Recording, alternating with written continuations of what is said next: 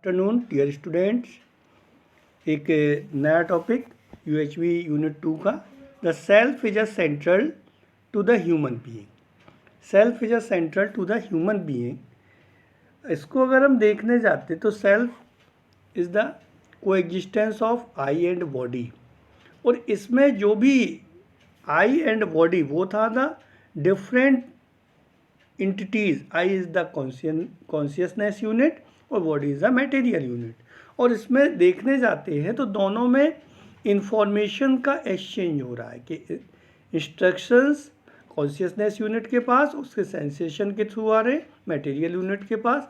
इस तरीके से अगर हम देखने जाएं तो एक दूसरे में इंफॉर्मेशन का एक्सचेंज हो रहा। और इसमें activities of the self, very important question है ये केटीयू में कई बार पूछा गया है कि एक्टिविटीज़ ऑफ द सेल्फ। अब harmony in the self, self में हारमोनी मतलब सेल्फ में आप में हैप्पीनेस इंश्योर करने के लिए सेल्फ की एक्टिविटीज़ को समझना बहुत ही ज़रूरी है। तो अगर हम देखने जाएं तो एक्टिविटीज़ की जो पावर है वो डिज़ायर, थॉट एंड एक्सपेक्टेशंस है, और एक्टिविटी हो गई इमेजिंग, एनालाइजिंग, कंपेयरिंग, सेलेक्टिंग और टेस्टिंग। तो इस पूरे जो इमेजिंग, एनालाइजिंग, कंपेयरिंग, सेलेक्टिंग और टेस्टिंग जिसकी पावर है डिज़ायर, थॉट एंड एक्सपेक्टेशन, इस पूरे पार्ट को कहा गया इमेजिनेशन। तो अगर इमेजिनेशन की डेफिनेशन आ जाए तो इस डायग्राम को बनाकर आप लिख सकते हैं कि इमेजिनेशन ये, और ये इमेजिनेशन जो है आपकी, जो imagination imaging, analysing, comparing, selecting और टेस्टिंग के बेस पर जो बन रही, उसी से बाहर आउटसाइड आप बॉडी से बिहेवियर, लोगों के साथ बिहेवियर और रेस्ट ऑफ नेचर के साथ वर्क कर रहे हैं। तो अब ये जो जितनी इसकी जो इमेजिनेशन है, जैसी भी इमेजिनेशन आपके अंदर बन रही होगी, अगर हारमोनी में है तो आपका बिहेवियर हारमोनी में होगा। अगर आप कंट्राडिक्शन चल रहा है बहुत सारा इमेजिनेशन में, नेचुरली एक्सेप्टेबल नहीं है वो चीज़ें चल रही हैं, तो आप परेशान होंगे। तो सोर्सेस ऑफ इमेजिनेशन एक अदर 2 नंबर में भी क्वेश्चन आ सकता है और डिटेल में। तो सोर्सेस ऑफ इमेजिनेशन में इमेजिनेशन का जो सोर्स है वो प्री कंडीशनिंग, नेचुरल एक्सेप्टेंस और सेंसेशन, ये 3 सोर्सेज आप दिखाई देते। तो इन 3 सोर्सेज को अगर आप देखने जाएं तो प्री कंडीशनिंग क्या है?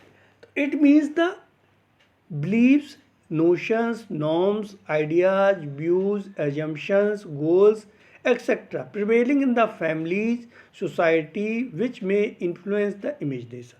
वो सारी चीज़ें जो आपको चारों तरफ से, आपके परिवार से, दोस्तों से, समाज से जो भी चीज़ें आपको मिल रही हैं, उनसे आपके पास जो भी प्रपोजल्स आ रहे हैं, उन सारी चीज़ों से आपकी imagination, desire, thought, expectations influence हो जा रही है और उस बेस पर उसका डिसीजंस ले रहे हैं। जैसे अगर इमेजिनेशन सोसाइटी में चल रही कि money is everything, money is everything, कि मनी ही सब कुछ है, तो उस तरीके की इमेजिनेशंस उसकी आप अवस्था के रूप में आपको दिखाई दे रहा कि हर कोई प्रॉफिट कमाने के लिए, ज़्यादा से ज़्यादा पैसा कमाने के लिए एनी हाउ जुटा हुआ है। फिर उसमें वो नहीं देख रहा कि क्या उसका इफ़ेक्ट, तो आप इफ़ेक्ट के रूप में दिखाई देता कि लोग बहुत सारी खाने पीने की चीज़ों में मिलावट कर दे रहे हैं। क्यों कर दे रहे हैं? क्योंकि ज़्यादा से ज़्यादा पैसा कमा सकें।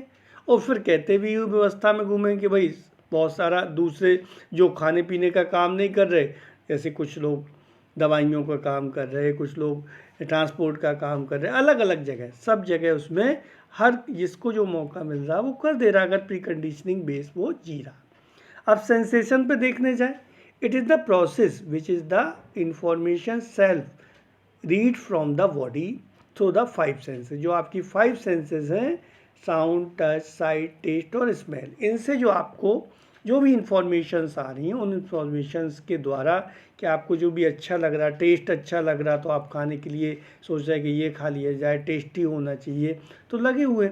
अब उसमें अगर आपकी क्लियरिटी नहीं कि खाना टेस्टी हो कि न्यूट्रिशियस हो, अगर टेस्ट पर ही आपने समझ रखा है तो जंक फूड भी बहुत सारा खाने में लगे हुए हैं और शरीर उससे हेल्दी नहीं हो रहा। और आपको क्लियरिटी कि टेस्टी भी हो और हेल्दी भी हो, तो आप उस तरीके से आपकी इमेजिनेशन और बाहर व्यवहार में दिखाई देगा। अब नेचुरल एक्सेप्टेंस, जिसमें आपने self verification on the basis of your natural acceptance leading to right understanding is the third source of the imagination. अब जो भी चीज़ आ रही है उसको आप खुद सेल्फ वेरीफाई कर रहे हैं और देख रहे हैं कि वो नेचुरली एक्सेप्टेबल है कि नहीं। अब नेचुरली एक्सेप्टेबल देखने के लिए आपको देखना पड़ेगा कि जो भी आप अपने से क्वेश्चंस पूछ रहे हैं वो पर्पस के फॉर्म में होना चाहिए या फीलिंग्स के फॉर्म में होना चाहिए। जैसे अगर आप देखें, क्या आपको जो फीलिंग ऑफ अपोजिशन है क्या वो नेचुरली एक्सेप्टेबल है? किसी के लिए आप विरोध की भावना रखे हुए हैं, क्या आपको जब भी आप किसी जिससे भी आपको कष्ट हो रहा है, जिससे भी आपकी दोस्ती थी उससे आपको कोई प्रॉब्लम हो गई, अब उसके लिए आप सोचा कि अब इससे अपोजिशन हो गया, उससे अब झगड़ा हो गया, तो देखिए आप आराम में उस समय, क्या आप परेशान हैं? तो देखने आप जाएंगे तो feeling of opposition naturally acceptable नहीं है। जबकि फीलिंग ऑफ रिलेशनशिप, अगर आप संबंध के भाव से रह रहे हैं, किसी का सहयोग कर रहे हैं, तो उस समय आप अगर अपने को देखने जाएं तो आप अच्छा फील कर रहे होंगे। तो इन तीनों बेसिस पर आप अपनी इमेजिनेशन को देख सकते हैं। अब कंसिक्वेंसेस क्या आते हैं, हम तो साथ में ही आपको डिस्कस करते गए 3 सोर्सेस। अगर प्रीकंडीशनिंग और सेंसेशन पर बेस्ड आपकी जो इमेजिनेशन है तो वो टाइम टू टाइम बदल भी सकती है, और ये डिपेंड ऑन आउटर सोर्स है। आउटर सोर्स जैसे ही चेंज होंगे, लोगों की मान्यताएं बदलेंगी, तो आपका इमेजिनेशन भी बदल जाएगी और आपका व्यवहार भी बदल जाएगा। तो इस बेस पर, लेकिन नेचुरल एक्सेप्टेंस के बेस पर अगर आप अपने को एक्सप्लोर कर रहे हैं तो आपने जो भी किया है वो खुद सेल्फ वेरीफाई किया है, तो आपका जो कंडक्ट है वो डेफिनेट कंडक्ट होगा। तो ये क्वेश्चन भी पूछा जाता है, state of imagination in harmony और कंट्राडिक्शन। तो अगर देखने जाएं तो एक डिज़ायर, कोई भी डिज़ायर आपकी हुई, उस डिज़ायर की सब डिज़ायर्स, थॉट्स, एक्सपेक्टेशंस, अगर उसको आप अवेयर होकर देख रहे हैं तो आप उसके साथ लगातार देख सकते हैं। जैसे अभी होली आ रही है, होली में आपकी डिज़ायर हुई कि घर जाना है, एक डिज़ायर हुई, तो उसके साथ घर जाना, ये डिज़ायर आते ही घर जाके अब क्या क्या और करेंगे, दोस्तों से मिल लेंगे, ये सब डिज़ायर हो गई, घर में रह लेंगे, अच्छा खाना खा लेंगे, ये उसके डिज़ायर के और छोटे छोटे। अब उस थॉट को, उस डिज़ायर को पूरा, घर जाने की जो डिज़ायर है उसे पूरा करने के लिए अब आप सोचेंगे, इमेजिंग और कंपेयर करेंगे कि कैसे जाना है। अब जाने की जो डिज़ायर हुई, अब बताएंगे कि भाई ट्रेन से जा सकते, प्लेन से जा सकते, आप क्या कहते हैं, बस से जा सकते, टैक्सी से जा सकते, तो जो भी, अब उसमें से आपका कंपेयरिंग सिलेक्टिंग जो भी आपके रिसोर्सेज अवेलेबल हैं उस हिसाब से आप देखेंगे, और फाइनली उससे एक्सपेक्टेशंस होगी कि घर पहुंचकर हम बेहतर फील करेंगे। तो ये ऐसी डिज़ायर है जिसमें आपने डिज़ायर को, एक एक चीज़ में कंट्राडिक्शन नहीं है, उसमें आप एक एक को सिलेक्ट करके चलते जाएंगे। लेकिन रैंडम डिज़ायर, रैंडम इमेजिनेशन जो कंट्राडिक्शन में, जैसे घर जाना एक डिज़ायर हुई, अब सोचा कि बस से जाएंगे, ट्रेन से जाएंगे, तभी आपको याद आ गया पिछली बार ट्रेन से गए थे तो बीच में झगड़ा हो गया था, झगड़ा होने से दोस्तों ने सहयोग नहीं किया था, तभी आपको याद आया घर पहुंचकर भी ज़्यादा ध्यान नहीं दिया गया था, तो बोले चलो घर नहीं चलते हैं, क्या फ़ायदा घर जाने का। अब फिर सोचते कि नहीं, यहाँ हॉस्टल में रहकर भी क्या करेंगे। तो इस तरीके की डिज़ाइन में कोई भी सीक्वेंस नहीं है, लगातार बदल रही हैं और कंट्राडिक्शंस चल रहे हैं और डिसीजंस नहीं हो पा रहा है। तो इसलिए 2 डायग्राम बने हुए, एक कंट्राडिक्शन वाला और एक डिज़ाइन। तो इस तरीके से ये आपका इमेजिनेशन का पार्ट है। जो हारमोनी में होगी तो एक एक डिज़ायर को आप अच्छे से देख पाएंगे, कंट्राडिक्शन में होगी तो बहुत सारी डिज़ायर्स मिक्स दिखाई देंगी, कभी यहाँ पहुँच जाएंगे, कभी वहाँ। तो इसको आप इंश्योर करिए। अब देखने जाते एक और पार्ट है कि जो आपका संस्कार है। तो संस्कार के मामले में मान के चलते कि संस्कार का मतलब अच्छा ही होगा, वो संस्कार है। तो संस्कार का मतलब अच्छा या बुरा नहीं है। संस्कार is the acceptance derived from the summation of the all our imaginations right from all time। जितनी भी हमारी इमेजिनेशंस हैं उन सारी इमेजिनेशंस के द्वारा जो भी हम एक्सेप्ट कर लेते वो मेरा संस्कार बन जाता। उस संस्कार को हम बॉडी के द्वारा कुछ एक्सप्रेस करते, कुछ अंदर ही बना रहता। तो संस्कार क्या है, एक्सेप्टेंस है। जो जैसे अगर आप सुबह लेट उठने का आपने मान लिया कि अच्छा है तो लेट उठने का संस्कार हो गया। सुबह जल्दी उठने का अगर आपने एक्सेप्ट कर रखा तो सुबह जल्दी उठने का एक्सेप्टेंस हो गया, तो सुबह जल्दी उठ रहे हैं। तो इस तरीके से लगातार जो भी डिज़ायर, थॉट, एक्सपेक्टेशंस के बेस पर ये संस्कार बनता रहता है और ये अपडेट भी हो सकता है और मॉडिफाई भी हो सकता है। मॉडिफाई होने के लिए क्या करना पड़ेगा कि फिर से आपको एक्सेप्टेंस अगर आपने बदल दी, अगर दूसरे ही क्षण आपको क्लियरिटी हो गई कि नहीं भाई हमको जो जैसे खाने के संबंध में संस्कार है कि कुछ भी खा लेंगे, फिर लगा नहीं यार ये तो ठीक नहीं है, शरीर को नुकसान करेगा, तो हम वो खाएंगे जो न्यूट्रिशियस हो। तो आपने उस संस्कार को बदल लिया। अब आप ध्यान रखेंगे कि भाई किस तरीके से हमें खाना है। तो अपडेट हो सकता है हर क्षण जब भी आप चाहें। तो अपडेट होने में भी किसका पार्ट, एक तो संस्कार अपडेट हो जाए, जो आपकी एक्सेप्टेंस है वो बदल जाए। दूसरा, आपके जो चारों ओर इन्वायरमेंट है, उस इन्वायरमेंट के बदलने पर भी अगर आपका संस्कार मजबूत नहीं है, सेल्फ वेरीफाई नहीं है, तो वो बदल जाता है। जैसे अगर आप हो सकता कि घर में जब रहते हो गांव में तो बहुत जल्दी उठते हो, लेकिन हॉस्टल में आके कहो यहाँ सब लोग लेट उठ रहे तो हमने भी लेट उठना शुरू कर दिया, तो आपने इन्वायरमेंट का बदल गया। और थर्ड पॉइंट है सेल्फ एक्सप्लोर करके नेचुरल एक्सेप्टेंस के बेस पर। अगर हमने खुद जो चीज़ें वेरीफाई की और मुझे लगा ये ठीक है, तो वो स्ट्रॉन्ग संस्कार होता है, वो कहीं पर भी आप जाएंगे तो वो जल्दी से नहीं बदलेगा। तो कुछ लोग आप देखते होंगे कि वो कहीं भी जाएं वो अपने हिसाब से जो उनको ठीक लगता है वो वैसा ही कर रहे होते। बहुत सारे लोग अलग भी कर रहे होते, लेकिन उनको जो ठीक लगता है वो अपना काम कर रहे थे। तो ये भी क्वेश्चन पूछा जाता है कि व्हाट इज़ द संस्कार एंड अपडेटेड संस्कार क्या है। तो ensuring harmony in the self by way of self expression. तो सेल्फ एक्सप्रेशन के बेस पर हम इंश्योर कर सकते हैं हार्मोनी को। तो अब अगर सेल्फ की एक्टिविटीज़ को देखने जाएं, तो सेल्फ की डिटेल एक्टिविटीज़ को अगर देखने जाएं तो V1 ब्लॉक है और B2 ब्लॉक है। तो इसमें तो हमने नहीं लिखा है। तो अगर आप देखने जाएं तो सेल्फ की डायनेमिक एक्टिविटीज़ है ऑथेंटिकेशन, डिटर्मिनेशन, इमेजिंग, एनालाइजिंग और सिलेक्टिंग। और स्टैटिक एक्टिविटी है रियलाइजेशन, अंडरस्टैंडिंग, कंtemplation और कंपेयरिंग और टेस्टिंग। तो अगर इस बात की आपको क्लियरिटी हो, अगर आप डिटेल में स्टडी करें कि जितनी भी एग्जिस्टेंस जो है वो एक दूसरे के सहयोग से कोएग्जिस्ट कर रही है और नेचर में जो हार्मोनी बनी हुई है वो सब एक दूसरे के साथ पार्टिसिपेशन कर रहे हैं, इस बात से बनी हुई है। तो इस बात का रियलाइजेशन हो, उस बेस पर ऑथेंटिकेशन आपको होता है कि हमारे जो होना है, हमारा खुद का जीवन है, हमारा शरीर और जो सेल्फ है उसमें भी हमारे माता पिता, नेचर, इन सब के सहयोग से ही मैं सर्वाइव कर रहा हूँ। तो मैं भी को एग्जिस्टेंस के साथ ही कर रहा हूँ और सब लोग अपना पार्टिसिपेशन कर रहे हैं, इसलिए व्यवस्था बनी हुई है। इस बात के साथ अगर हम देखने जाते हैं तो अब मुझे लगता है कि इस पूरी व्यवस्था में सब लोग अगर सही से पार्टिसिपेशन कर रहे हैं तो पार्टिसिपेशन इन लार्जर ऑर्डर, तो मैं चिंतन करता हूँ कि मेरा भी कुछ पार्टिसिपेशन है, मैं सही पार्टिसिपेशन करूँ। वो भी किस भावना के साथ कर पाऊँगा, जब मुझे लगेगा कि संबंध पूर्वक ये सारी चीज़ें संबंध पूर्वक एक दूसरे से चल रही हैं। तो उस बात से वो हमारा इमेजिंग, एनालाइजिंग, कंपेयरिंग और सिलेक्टिंग और टेस्टिंग जो भी होगा मेरा व्यवहार, जब इमेजिनेशन होगी तो उस इमेजिनेशन में मैं जो भी डिसीजन ले रहा हूँ तो देखूंगा कि मेरे डिसीजन लेने से, मेरे व्यवहार करने से किसी की एग्जिस्टेंस तो ख़त्म नहीं हो जा रही, हार्मोनी डिस्टर्ब तो नहीं हो रही और रिलेशनशिप फुलफिल हो रहे कि नहीं। इस बेस पर मेरा गाइडेड ट्रांजिशन होगा। तो उस बेस पर मैं अपनी हेल्थ का भी ध्यान रखूँगा और प्रॉफिट का भी ध्यान रखूँगा और उस बेस पर फाइनली जो मेरे गोल होंगे वो वैल्यू बेस्ड होंगे कि मेरे पार्टिसिपेशन पर बेस्ड होंगे। तो वो किस तरीके से होंगे, हार्मोनी। अब बाहर बॉडी से अगर हम देखें, अब ये तो मेरे सेल्फ में पूरा इमेजिनेशन चली, उस इमेजिनेशन के बाद बाहर सेल्फ में बिहेवियर के फॉर्म में, वर्क और पार्टिसिपेशन के फॉर्म में दिखाई देता है।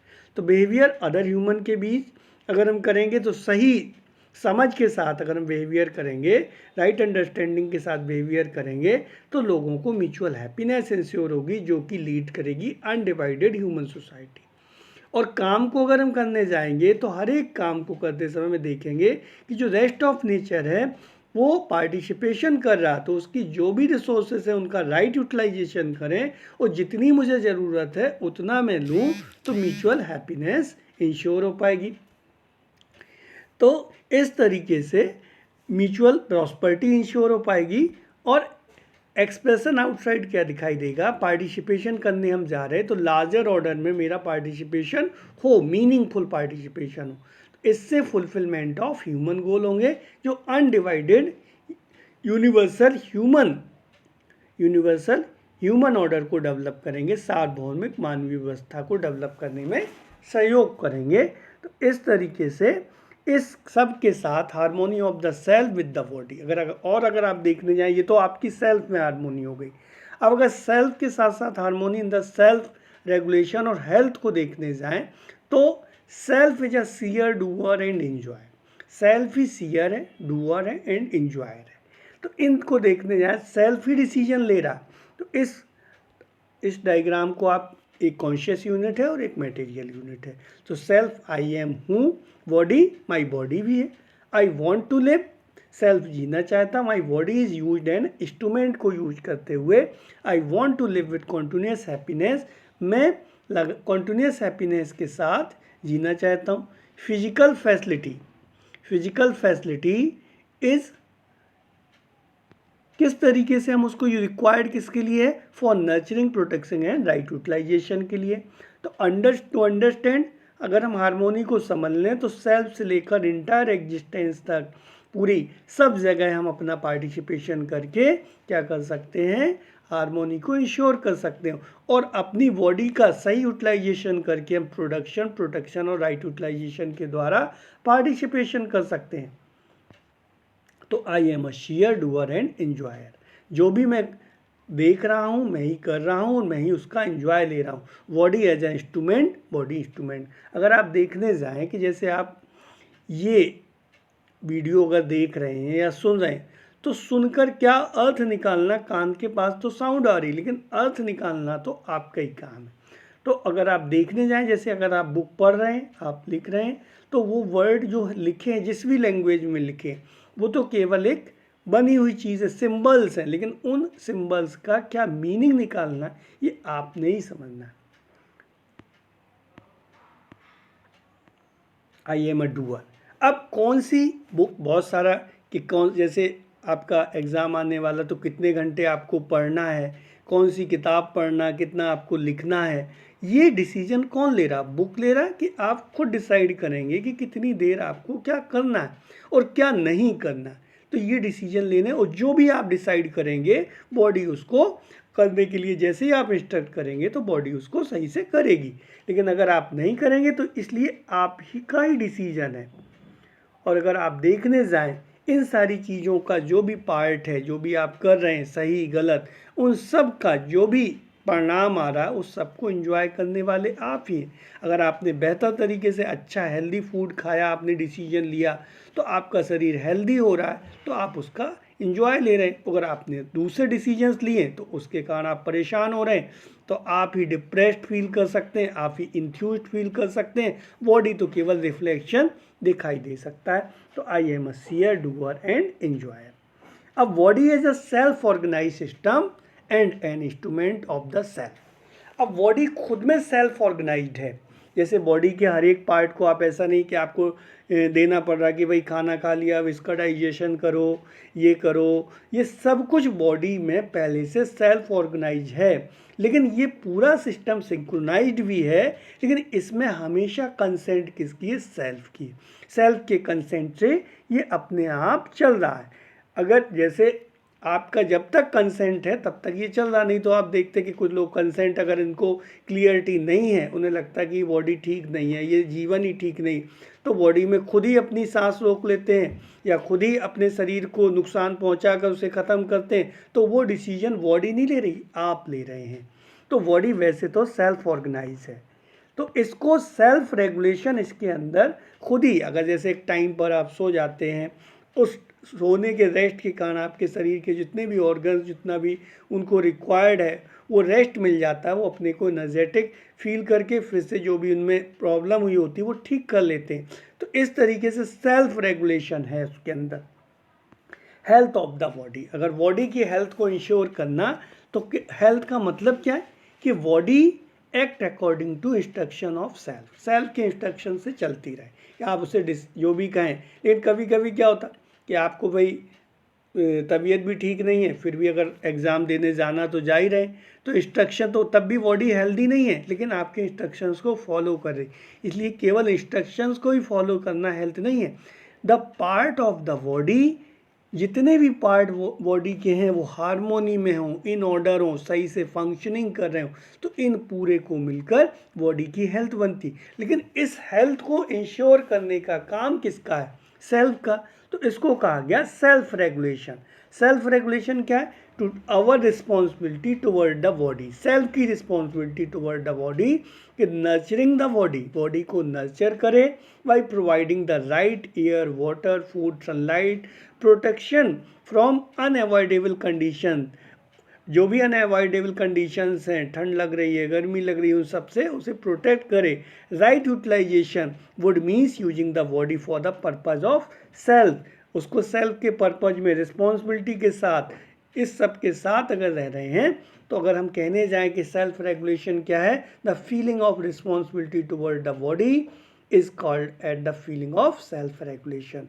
अब राइट यूटिलाइजेशन ये कि भाई अगर आप बाइक चला रहे हैं तो बाइक को सही तरीके से चलाइए, ये टैक्स दे दीजिए, तो ये राइट यूटिलाइजेशन है। या फिर आप उसको अटेंशन खींचने के लिए जिगजैग फॉर्म में भी चला सकते हैं। लोग देखने लगे कि भाई कितने आप डेयरिंग काम कर रहे हैं, तो आप देख लीजिए राइट यूटिलाइजेशन है कि अपना रिस्क ले रहे हैं और दूसरों को भी रिस्क में डाल रहे हैं।